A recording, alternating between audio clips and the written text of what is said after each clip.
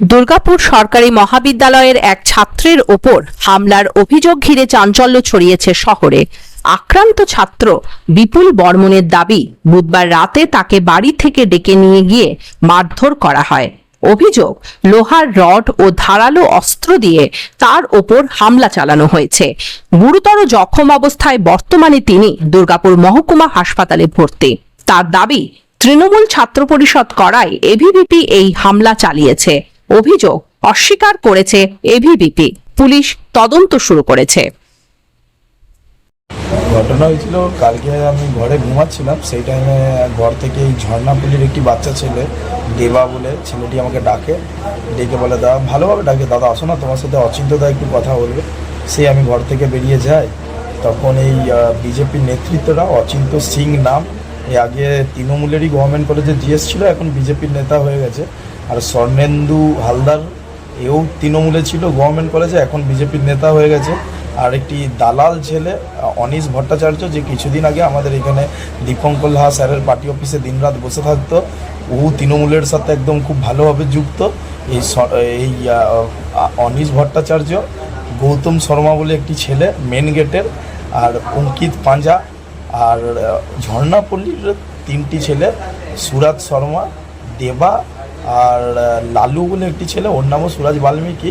এরা প্রায় main gate ঝান্ডাহাট থেকে মিনিমাম 50-60টা ছেলে, বুলেরো ভর্তি ছেলে নিয়ে এসে আমার উপরে চড়াও হয়। গাড়ি ভর্তি অস্ত্র থাকে, রড দিয়ে মারে পেটে, মাথায়, ছুরি চালায় বার করে। এরা অনৈতিক অত্যাচার করে। ওরা কি বিজেপি কর্মী ছিল? বিজেপি কর্মী থেকেও বড় কথা, বিজেপি নেতৃত্ব ছিল তাদের, ছেলে ছিল বিজেপির ছেলে।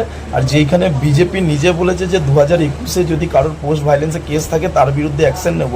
আমি এমন একটা ছেলে যে না এলাকায় কারো কখনো ক্ষতি করেছি, না আমার বিরুদ্ধে কোনো কেস রেজিস্টার হয়েছে। কিছুদিন আগে আপনার বিরুদ্ধে অভিযোগ ছিল যে গভর্নমেন্ট কলেজে এবিভিপি ছেলেদেরকে নাকি আপনি মারধর করেছেন, এই অভিযোগটা ছিল, কি বলবেন? এই অভিযোগ থাকলে তো গভর্নমেন্ট কলেজের গেটে একটা বড় সিসিটিভি আছে, আমি গভর্নমেন্ট কলেজের স্টুডেন্ট, আমি জানি, এবং প্রিন্সিপাল রুমের সামনে একটা বড় সিসিটিভি আছে। এতদিনও তো আমি আপনাদের সামনে থাকতাম না, আমি নিশ্চয়ই জেলের ভেতরে থাকতাম। প্রথমত আমাদের যিনি রাজ্য সভাপতি আছে শ্রমিক ভট্টাচার্য, তিনি বলেছেন যে বিজেপির কোনো স্টুডেন্ট সংগঠন নেই।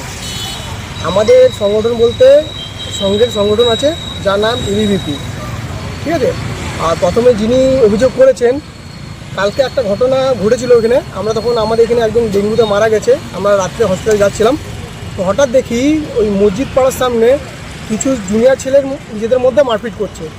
সেখানে আমি যাই এবং গিয়ে দেখি এখানে সেই বিপুল নামক ছেলেটি আছে এবং আমাদের কিছু ছেলেও ওখানে জড়িত ছিল। এদের নিজের মধ্যে স্টুডেন্টদের মধ্যে লড়াই হয়েছিল, ছাত্রদের মধ্যে লড়াই হচ্ছিল।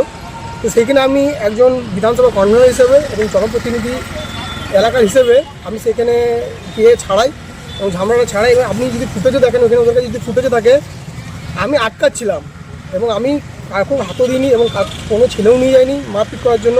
কারণ আমাদের উদ্দেশ্য একটাই, যে কলেজে কোনো রাজনীতি চলবে না। টিএমসিপি ভুলে যাচ্ছে যে তৃণমূল নেই, টিএমসিপি এখনও কলেজে দাদাগিরি করছে এবং এই দাদাগিরি চালানোর জন্য এরা এখনও কলেজে নিজের যে বাসা আছে, যে মধু আছে, সেই মধুর জন্য এরা এবিভিপির নামে কেস করছে এবং বিজেপির নামে কেস করে বেড়াচ্ছে, এইটুকুই। এবং আমাদের বিধায়ক যিনি আছেন, পূর্বের বিধায়ক চন্দ্রশেখর ব্যানার্জি, উনি কোনো রং দেখেন না, উনি কোনো পার্টি দেখেন না।